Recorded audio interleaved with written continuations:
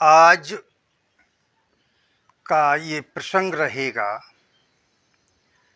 कि बौद्ध प्रतीकों का ब्राह्मणी राजपूत काल में शैव पंथ, शैव संप्रदाय, वैष्णव संप्रदाय, शाक्त संप्रदाय द्वारा कैसे रूपांतरित होता है, जो आज वैदिक संस्कृति का भाग बना हुआ है। तो इसमें हम आपको बताएंगे कि केदारनाथ मंदिर के बारे में, कि केदारनाथ मंदिर पहले किसका था और इन लोगों ने किस तरीके से उसको अपना बनाया। शैव पंथ की स्थापना में 788 ईस्वी में जन्मे आदि शंकर का नाम आता है, जिन्होंने अद्वैतवाद के सिद्धांत पर शैव पंथ का अभ्युदय करवाया था, जिसका प्रथम स्थान व कार्यक्षेत्र केदारनाथ मंदिर के साथ जुड़ा है। ये पहला मतलब स्थान हम आपको बता रहे हैं कि शैव पंथ द्वारा 788 ईस्वी में जन्मे आदि शंकर ने किस तरीके से केदारनाथ मंदिर पर अपना प्रभुत्व स्थापित किया। तो आज वैदिक अनुयायी लोग की मान्यता है कि इस मंदिर का निर्माण महाभारत काव्य के पात्र पांडवों ने करवाया था। कुछ अन्य वैदिक मतों वालों की मान्यता है कि त्रिलोकीनाथ स्वयं इस जगह पर प्रकट हुए थे, जबकि आदि शंकर के अनुयायियों की मान्यता ये है कि इस मंदिर को स्वयं आदि शंकर ने स्थापित किया था, लेकिन पुरातत्व उद्भेदन द्वारा इस मंदिर का साक्ष्य कुछ और ही बातों की ओर इशारा करता है। आइए आपको हम अब उस ओर ले चलते हैं कि पुरातत्व विभाग ने इस क्या बताया।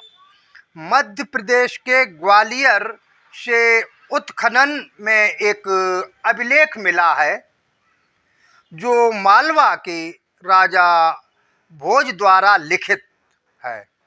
इस शिलालेख से स्पष्ट होता है, उस पर शिलालेख पर लिखा है कि राजा भोज ने अपने शासन काल में 1134 और 1157 विक्रम संवत में इस केदारनाथ मंदिर का पुनरुद्धार करवाया था। ये मैंने ऐसे ही नहीं कह दिया है।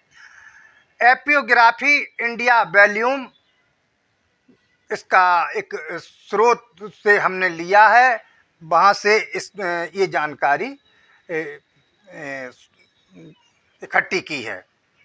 दूसरा, केदारनाथ मंदिर की जो मूल संरचना है, उसकी सीढ़ी पर आज भी पाली लिपि के कुछ शब्द, कुछ लिखित सामग्री आपको देखने को मिलती है। यानी कि इस मंदिर का निर्माण जिस भी सम्राट ने करवाया होगा, उस समय लिखावट की पाली भाषा रही होगी। ये भी एक तथ्य है। तो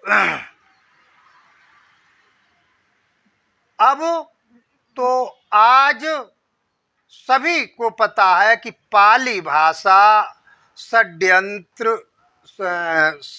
पांडव काल की भाषा है या वैदिक काल की भाषा है। ये तो अब तो सभी लोग जानने लगे हैं कि जो पाली भाषा है न तो पांडव काल की है और ना ही क्या कहा जाता है ब्राह्मण की भाषा है।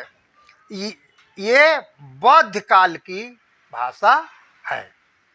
तीसरा एक साक्ष्य और है, उस केदारनाथ मंदिर के पीछे में आदि शंकर की समाधि आज भी देखने को मिलती है। शैव पंथियों ने उस पाली सभ्यता में निर्मित मंदिर को अपने अधीन करते हुए आदि शंकर की मृत्यु उपरांत वहीं पर उनकी समाधि स्थापित की है और उस मंदिर पर कब्जा कर लिया है। इसके साक्ष्य स्वरूप आज भी उस केदारनाथ मंदिर का जो मुख्य पुजारी केरल का जंगम ब्राह्मण ही होता है। समाधि स्थल पर शंकराचार्य की जो मूर्ति स्थापित है, उस मूर्ति को गौर से देखें। वह बुद्ध के वितर्क मुद्रा वाली आसन में बैठी मूर्ति है, जिसको आप लोग हम थंबनेल पर लगाएंगे, उसको आप देख सकते हैं। यह जानकारी देना चाहता हूँ कि समाधि स्थल और वहाँ के स्थापित शंकर की पुरानी मूर्ति 2013 में आई और भयावह प्राकृतिक बाढ़ से नष्ट हो गई थी, जिसे पुनः 5 नवंबर 2021 को वर्तमान प्रधानमंत्री द्वारा नए स्वरूप में पुनर्निर्माण कराते हुए स्थापित किया गया है। चौथा, इस मंदिर में शरद ऋतु आने पर पट बंद हो जाते हैं और अंग्रेजी महीना नवंबर में मंदिर के किवाड़े या पट बंद करते हुए अप्रैल महीने में पुनः इस मंदिर के किवाड़े और पट खुलते हैं।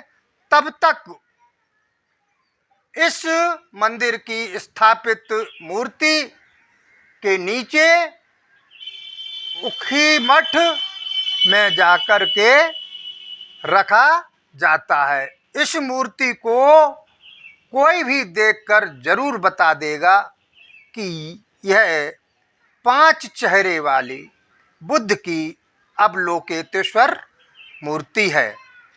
तो ये हमने आपको केदारनाथ मंदिर के बारे में बताया और हमने जो अपनी जानकारी छोटी छोटी पुस्तकों से जोड़ी हैं, आपको कैसी लगी आप एक बार हमें कमेंट में ज़रूर बताएं। नमो बुद्धाय।